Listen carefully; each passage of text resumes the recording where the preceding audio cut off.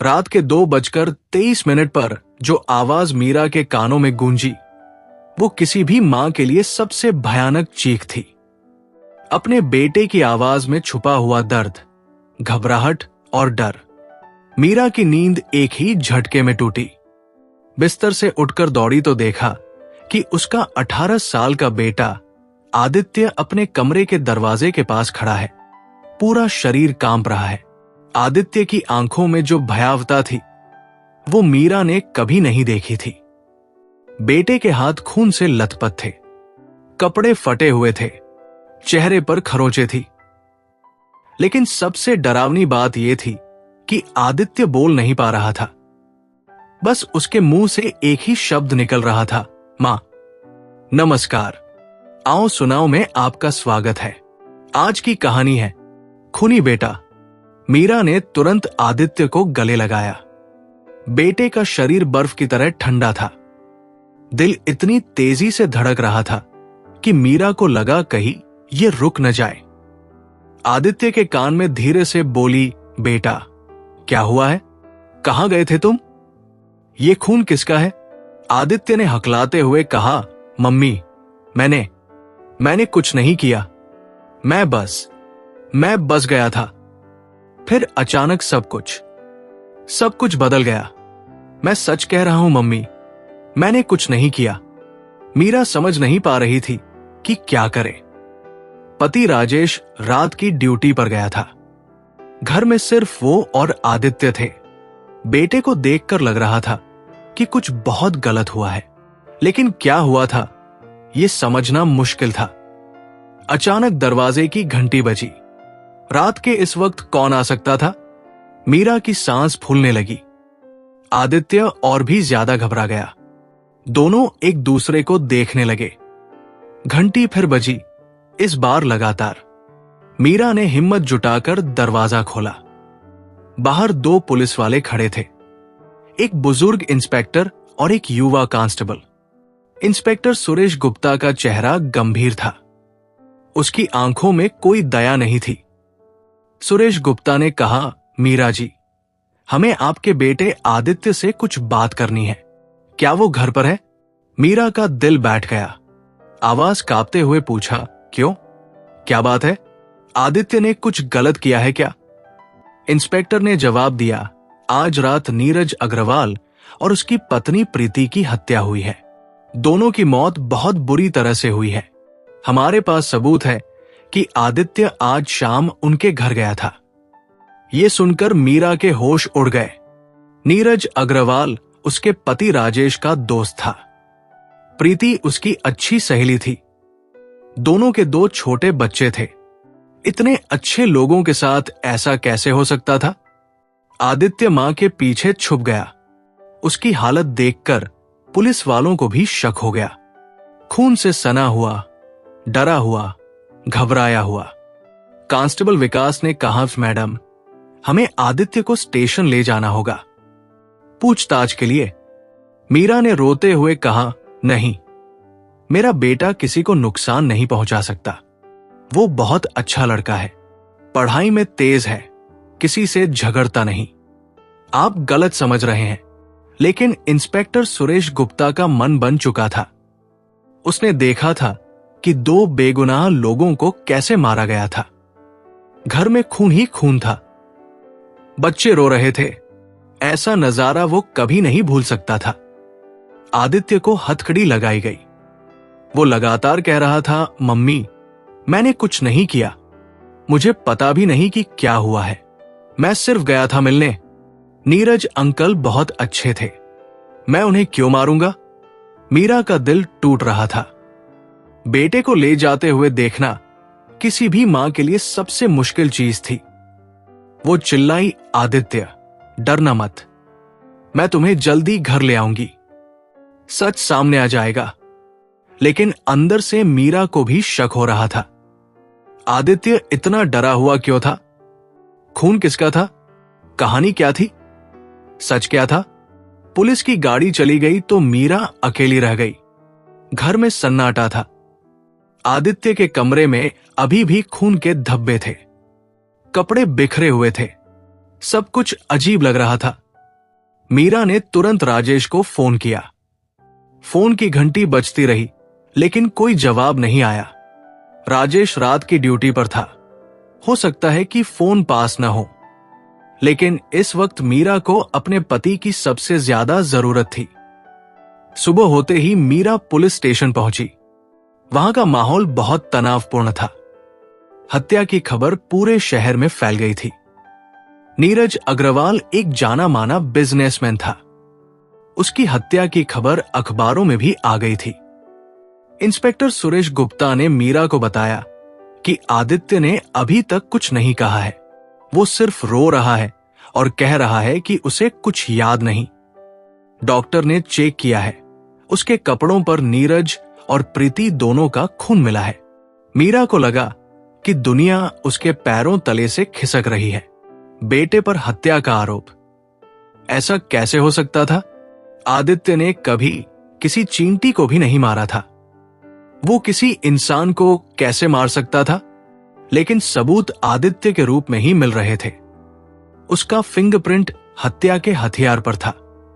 उसके कपड़ों पर खून था। वो घटना के वक्त वहां था। और सबसे बड़ी बात, वो किसी भी सवाल का जवाब नहीं दे पा रहा था। मीरा को पहली बार लगा कि शायद वो अपने बेटे को पूरी तरह नहीं जानती। क्या आदित्य के अंदर कोई ऐसी चीज थी जिसे वो छुपाता था? क्या वो सच में मासूम था या फिर कोई बहुत गहरा राज था? राजेश आया तो उसका चेहरा बिल्कुल सफेद था। नीरज उसका सबसे करीबी दोस्त था। साथ में बड़े हुए थे, एक दूसरे के घर आते जाते रहते थे। आदित्य को नीरज बहुत प्यार करता था। इसीलिए राजेश को विश्वास नहीं हो रहा था कि आदित्य ने ये किया हो। लेकिन राजेश के मन में भी एक चीज कचोट रही थी। पिछले कुछ महीनों से आदित्य का व्यवहार बदला हुआ था। वो चिड़चिड़ाता रहता था, कभी कभी रात में चिल्लाता था, सपने में कुछ कहता रहता था। एक बार राजेश ने मीरा से कहा भी था कि आदित्य को किसी साइकोलॉजिस्ट के पास ले जाना चाहिए, लेकिन मीरा ने कहा था कि यह सब बढ़ती उम्र की वजह से है, थोड़े दिन में ठीक हो जाएगा। अब राजेश को लग रहा था कि काश वो उस वक्त जोर देकर आदित्य का इलाज कराता। हो सकता है कि आज ये दिन न देखना पड़ता। नीरज और प्रीति अभी भी जिंदा होते, उनके बच्चे अनाथ न होते। शाम तक आदित्य को कोर्ट में पेश किया गया। जज ने 14 दिन की पुलिस हिरासत दी। मीरा फूट फूट कर रोने लगी। राजेश भी अपने आंसू नहीं रोक पाया। आदित्य को ले जाते वक्त उसने एक बार पीछे मुड़कर देखा। उसकी आंखों में अब भी वही डर था, वही घबराहट थी, लेकिन इस बार कुछ और भी था। गुस्सा, जैसे कोई उसके साथ बहुत बड़ा अन्याय हो रहा हो। मीरा और राजेश घर लौटे तो सब कुछ वीरान लग रहा था।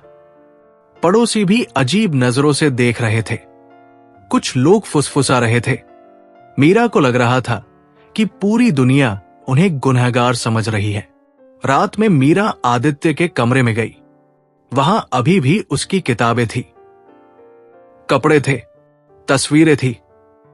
सब कुछ वैसा ही था जैसा एक अच्छे बच्चे के कमरे में होता है। कुछ भी ऐसा नहीं था जो दिखाता हो कि यहां कोई हत्यारा रहता था।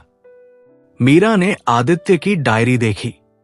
उसमें स्कूल की बातें थी, दोस्तों के बारे में लिखा था, कुछ कविताएं भी थी।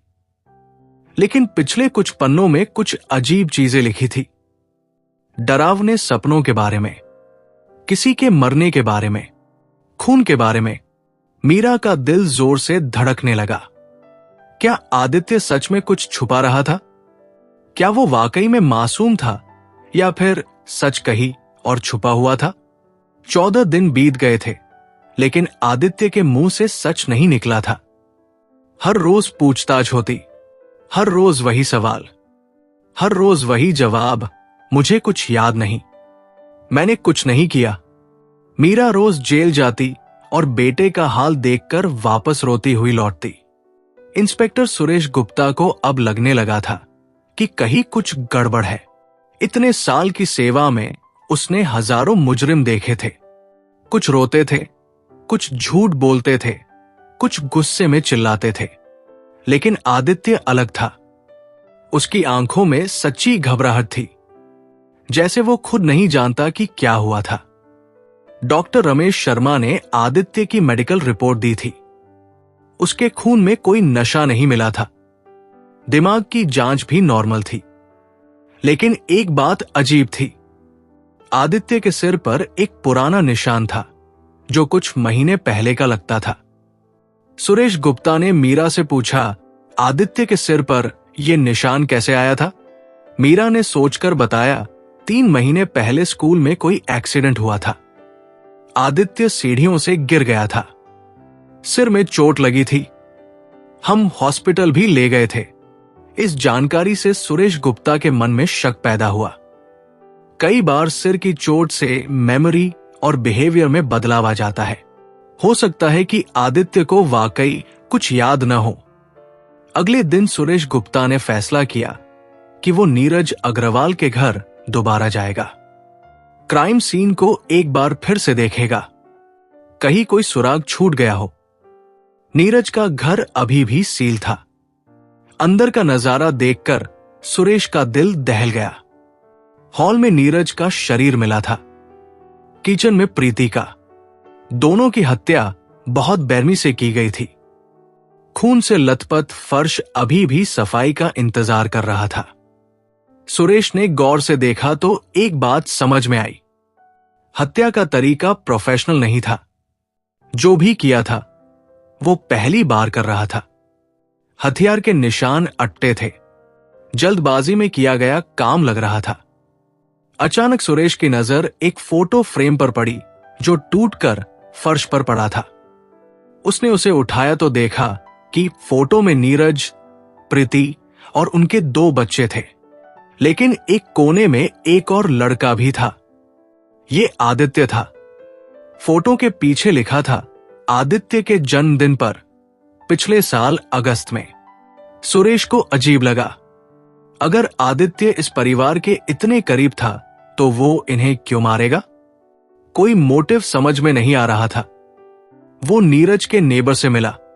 पास वाले घर में रहने वाली सुधा आंटी ने बताया, आदित्य बहुत अच्छा लड़का था साहब। नीरज भैया के बच्चों के साथ खेलता था, कभी कभी उन्हें स्कूल भी छोड़ने जाता था। इतना प्यारा बच्चा कैसे किसी को मार सकता है? सुधा ने यह भी बताया कि हत्या वाली रात उसने कुछ अजीब आवाजें सुनी थी। पहले चिल्लाने की आवाज आई, फिर कुछ गिरने की आवाज, उसके बाद एकदम सन्नाटा। सुरेश ने पूछा, आपने किसी को घर से निकलते देखा था? सुधा ने कहा, साहब रात में बहुत अंधेरा था, लेकिन हां, एक बार लगा कि कोई 2 लोग बाहर आए, लेकिन पक्का नहीं कह सकती। 2 लोग, ये नई जानकारी थी। हो सकता है कि आदित्य अकेला नहीं था, कोई और भी उसके साथ था। सुरेश ने तुरंत आदित्य के दोस्तों की लिस्ट मांगी। स्कूल जाकर उसके टीचर से बात की। सबने एक ही बात कही, आदित्य बहुत शांत और अच्छा लड़का था। हाल ही में उसके व्यवहार में थोड़ा बदलाव आया था। वो चुप रहने लगा था। आदित्य के क्लास टीचर मिसेस शर्मा ने बताया, सिर की चोट के बाद से आदित्य अकेले रहने लगा था। दोस्तों से बात कम करता था। कभी कभी क्लास में बैठे बैठे डर जाता था, जैसे कोई बुरा सपना देख रहा हो। यह सुनकर सुरेश का संदेह और बढ़ गया। उसने न्यूरोलॉजिस्ट डॉक्टर अनिल वर्मा से सलाह ली। डॉक्टर अनिल ने समझाया, कई बार हेड इंजरी के बाद पर्सनालिटी डिसऑर्डर हो जाता है। आदमी का बिहेवियर बदल जाता है। मेमोरी लॉस भी हो सकती है। हो सकता है आदित्य को वाकई कुछ याद न हो। लेकिन डॉक्टर ने यह भी कहा, अगर उसे कुछ याद नहीं तो फिर क्राइम सीन पर उसके फिंगरप्रिंट्स कैसे आए? खून कैसे लगा? कुछ तो गड़बड़ है।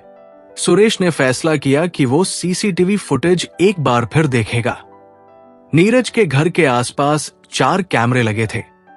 हत्या वाली रात का फुटेज उसने कई बार देखा था, लेकिन इस बार वो और ध्यान से देखेगा। रात के 9 मिनट पर आदित्य नीरज के घर में घुसता दिखा। वो अकेला था। उसके हाथ में कुछ नहीं था। नॉर्मल लग रहा था, लेकिन रात के 11:20 पर जो फुटेज था उसमें आदित्य घर से निकल रहा था। इस बार उसके कपड़े खराब थे, चेहरे पर घबराहट थी, और हां, वो अकेला नहीं था। कैमरे में साफ दिख रहा था कि आदित्य के साथ एक और व्यक्ति था, लेकिन वो व्यक्ति कैमरे से बचकर चल रहा था। उसका चेहरा साफ नहीं दिख रहा था। सुरेश की सांस तेज हो गई। ये तो बिल्कुल नई बात थी। आदित्य के साथ कोई और भी था। फिर असली मुजरिम कौन था? उसने फुटेज को स्लो मोशन में चलाया, फ्रेम बाय फ्रेम देखा। तब जाकर उस दूसरे व्यक्ति का एक ग्लिम्स मिला। वो व्यक्ति आदित्य से उम्र में बड़ा लग रहा था, कद में भी लंबा था। सुरेश ने तुरंत टेक्निकल टीम को बुलाया। उन्होंने फुटेज को एनहांस किया। कंप्यूटर सॉफ्टवेयर से उस व्यक्ति की तस्वीर क्लियर करने की कोशिश की। कुछ घंटे बाद रिजल्ट आया। उस व्यक्ति का चेहरा थोड़ा साफ दिखा। वो कोई 25 से 30 साल का लड़का था। गोरा रंग, मोटा सा, चेहरे पर दाढ़ी थी। सुरेश ने यह तस्वीर आदित्य को दिखाने का फैसला किया। अगले दिन वो जेल गया। आदित्य को जब तस्वीर दिखाई तो उसकी रिएक्शन अजीब थी। पहले तो वो बिल्कुल शांत रहा, फिर अचानक उसका चेहरा सफेद हो गया, हाथ कांपने लगे। सुरेश ने पूछा, आदित्य, इस आदमी को जानते हो? आदित्य ने हकलाते हुए कहा, नहीं। मतलब? हो सकता है, मुझे ठीक से याद नहीं। लेकिन उसकी बॉडी लैंग्वेज साफ बता रही थी कि वो झूठ बोल रहा है। वो इस आदमी को जानता था। सुरेश ने प्रेशर बढ़ाया, आदित्य, अब सच बताने का वक्त है। तुम अकेले नहीं थे उस रात। ये आदमी तुम्हारे साथ था। कौन है ये? आदित्य ने अपना सिर पकड़ लिया, जोर से चिल्लाया, मुझे कुछ याद नहीं।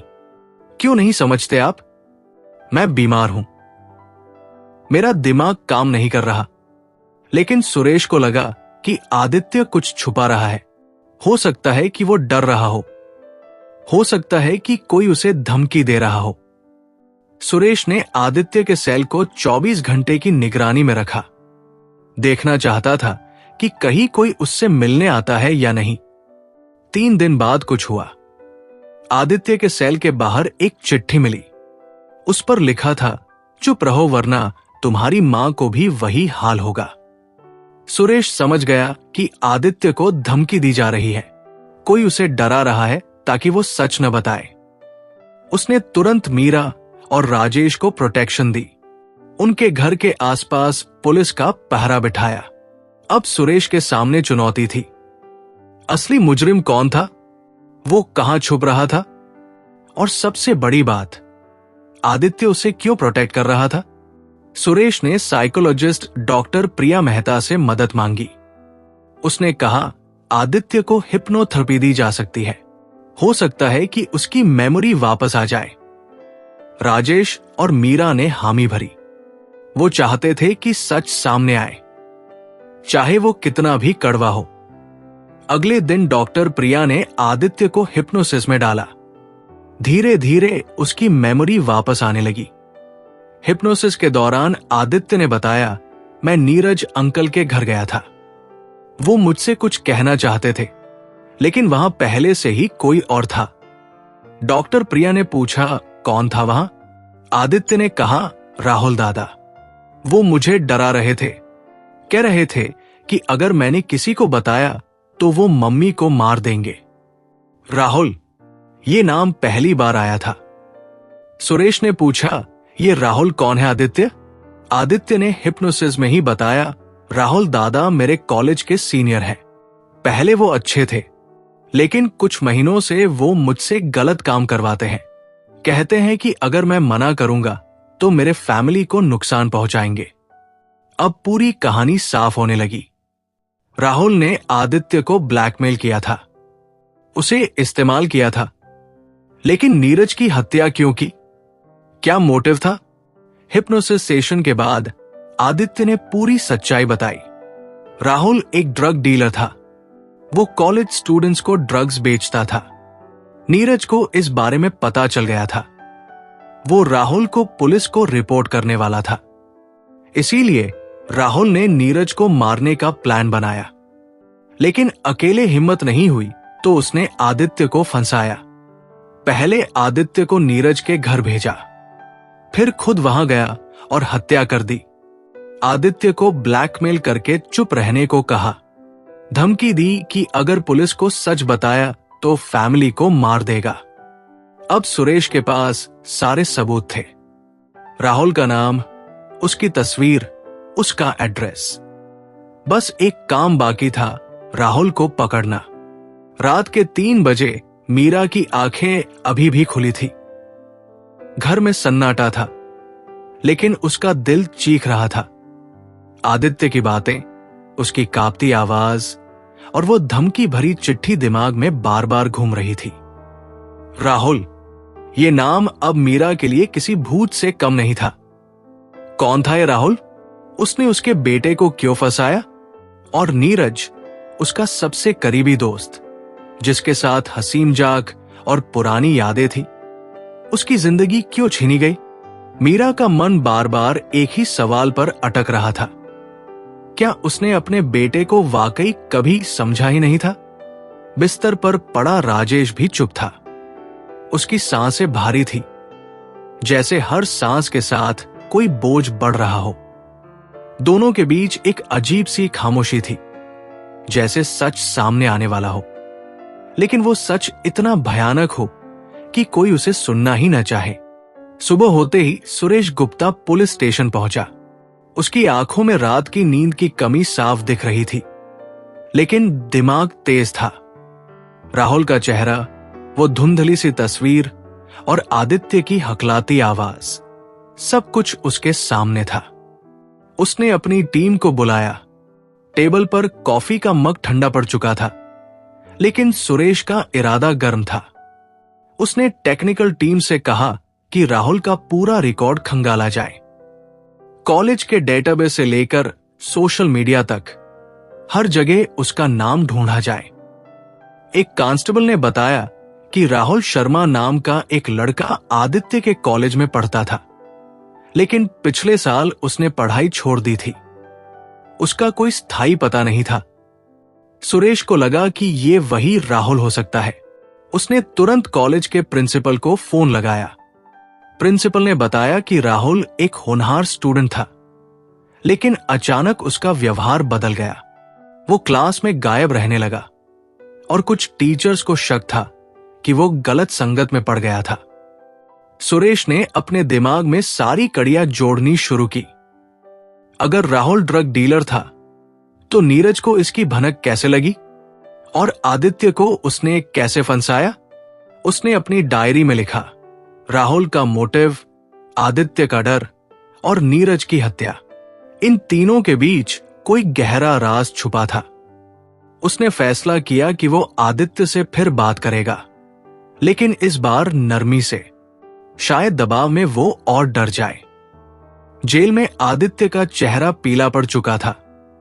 उसकी आंखों के नीचे काले घेरे थे, जैसे नींद और सुकून उससे कोसों दूर चले गए हों। सुरेश उसके सामने बैठा और धीरे से बोला कि उसे डरने की जरूरत नहीं है। पुलिस अब राहुल के पीछे है। आदित्य ने सिर उठाया, लेकिन उसकी आंखों में अभी भी वही घबराहट थी। उसने कांपती आवाज में कहा कि राहुल ने उसे कई बार धमकाया था। एक बार तो कॉलेज के पीछे वाले मैदान में उसे अकेले बुलाकर चाकू दिखाया था। राहुल ने कहा था कि अगर उसने किसी को कुछ बताया तो उसकी मां और पापा को कोई नहीं बचा पाएगा। आदित्य की आंखों में आंसू आ गए। उसने बताया कि उस रात वो नीरज के घर गया था, क्योंकि नीरज ने उसे बुलाया था। नीरज को शक था कि आदित्य किसी गलत काम में फंस गया है। वो उसे समझाना चाहते थे, उसे बचाना चाहते थे। लेकिन जब आदित्य वहां पहुंचा तो राहुल पहले से ही वहां था। आदित्य की बातें सुनकर सुरेश का दिल भारी हो गया। एक 18 साल का लड़का जो अभी अपनी जिंदगी की शुरुआत भी नहीं कर पाया था, वो इस तरह डर के साए में जी रहा था। उसने आदित्य से पूछा कि राहुल ने उस रात क्या किया। आदित्य ने सिर झुकाकर कहा कि उसे सब धुंधला धुंधला याद है।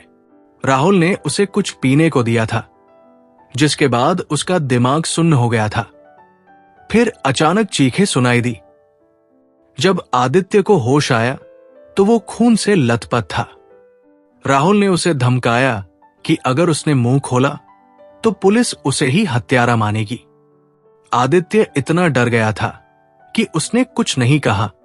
सुरेश को अब समझ आ रहा था कि राहुल ने आदित्य को न सिर्फ फंसाया बल्कि उसे मानसिक रूप से तोड़ दिया था। उसने आदित्य को हौसला दिया कि अब वो सुरक्षित है, पुलिस राहुल को जल्दी पकड़ लेगी। लेकिन आदित्य की आंखों में अभी भी विश्वास नहीं था।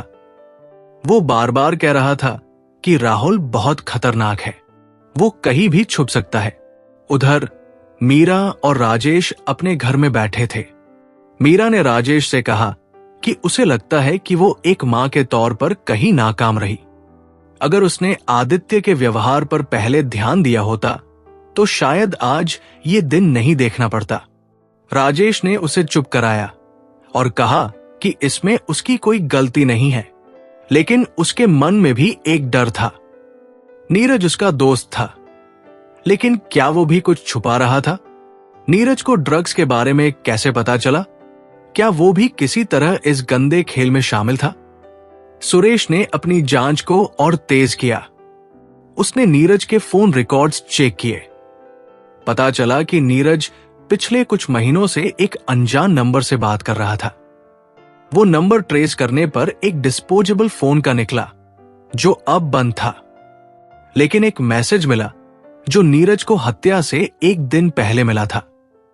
मैसेज में लिखा था, तुम ज्यादा होशियारी दिखा रहे हो, चुप रहो वरना अंजाम बुरा होगा। सुरेश को यकीन हो गया कि यह मैसेज राहुल ने भेजा था।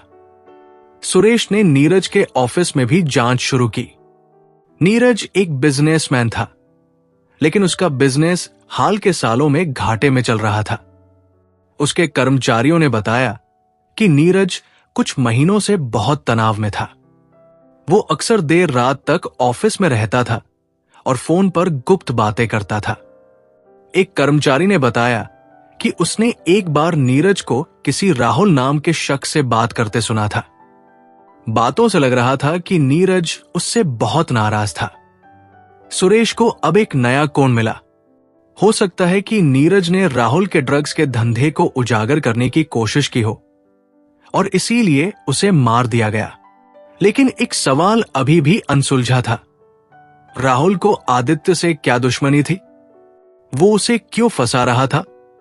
सुरेश ने कॉलेज के कुछ स्टूडेंट से बात की। एक लड़के ने बताया कि राहुल कॉलेज में बहुत दबंग था। वो कमजोर लड़कों को टारगेट करता था।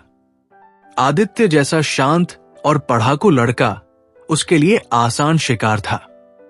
राहुल ने आदित्य को पहले दोस्ती के बहाने फंसाया, फिर धीरे धीरे उसे ड्रग्स के धंधे में शामिल करने की कोशिश की, लेकिन आदित्य ने मना कर दिया। शायद यही बात राहुल को नागवार गुजरी। सुरेश को एक और सुराग मिला। नीरज के घर के पास एक पुराना गोदाम था, जहां राहुल अक्सर अपने दोस्तों के साथ देखा जाता था।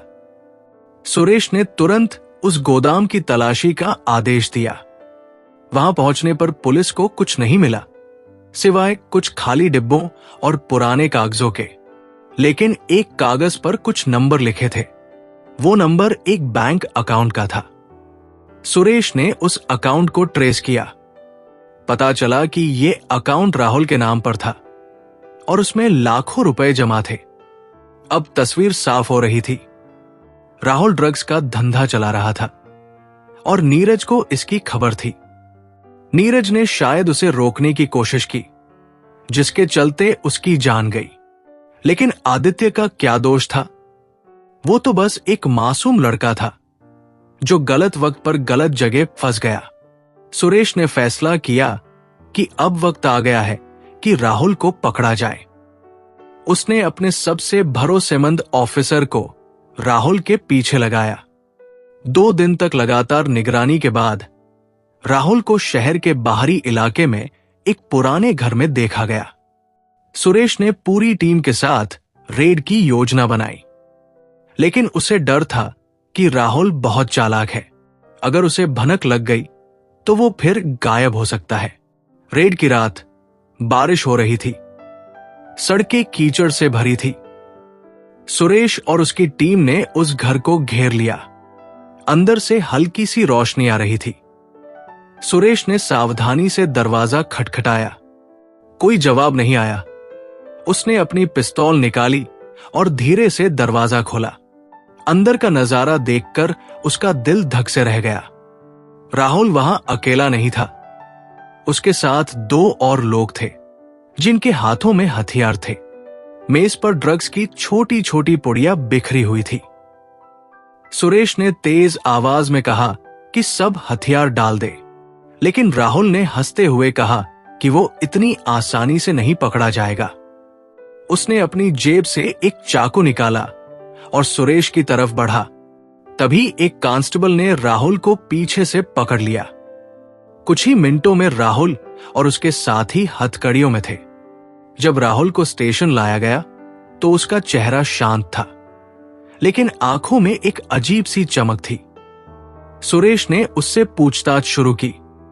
राहुल ने पहले तो कुछ नहीं कहा, लेकिन जब उसे आदित्य की गवाही और सीसीटीवी फुटेज दिखाई गई तो वो टूट गया। उसने कबूल किया कि उसने नीरज और प्रीति की हत्या की थी। उसने बताया कि नीरज को उसके धंधे का पता चल गया था।